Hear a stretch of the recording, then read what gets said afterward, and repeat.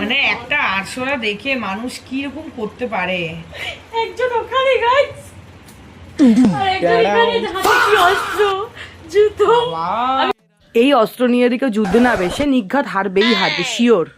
পুটকিতে সেই লেভেলের ভয়, শুধু সাহসী পানামো দেখাচ্ছে আমি একটু ভিডিওটা অন করেছিলাম বলে। আবার দেখো প্যান্টে হেগে ফেলার অবস্থায় আবার চুল খুলে স্টাইল মারে, মানে এগুলো আমি বুঝি না। দাঁড়াও সব আমার কপালেই জোটে।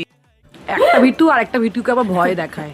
আরে তুই বুঝতেছিস না রে ভাই, আসলেটা তোরে দেখা বেড়াইতেছে না, তুই এত পোজ দেয়া কি করবি ভাই।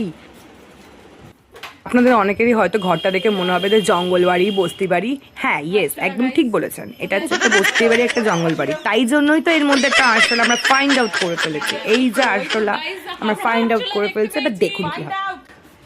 আরশোলা দেখতে পেয়েছি গাইস, ঘরটাকে দেখে কিছু মনে করবেন না আপনারা।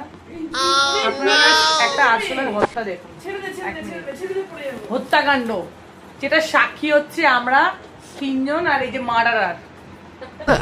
A few moments later. দেখুন লাস্ট পর্যন্ত এই যে এই মার্ডারারটা দেখুন আবার স্টাইল করছে, কোনো লজ্জা নেই। এই অবলা একটা পশুকে দেখে এই নারীটির জন্য এমন করছে, লোকে মনে দেখলেও আমার লজ্জা পেয়ে যাবে। এত ধানি সব মেয়েগুলো এই 800 টাকা দেখে ভয় পায় না মানে আমিও ভয় পাই, কিন্তু আমার সাথে মমতা দিদি আছে। কালকে আরশোলাটার হয়ে প্রোটেস্ট করতে গেছিল উকিলের ড্রেস পরে, তাই আমার কোনো ভয় নেই। ভালো লাগলে লাইক কমেন্ট শেয়ার করবেন।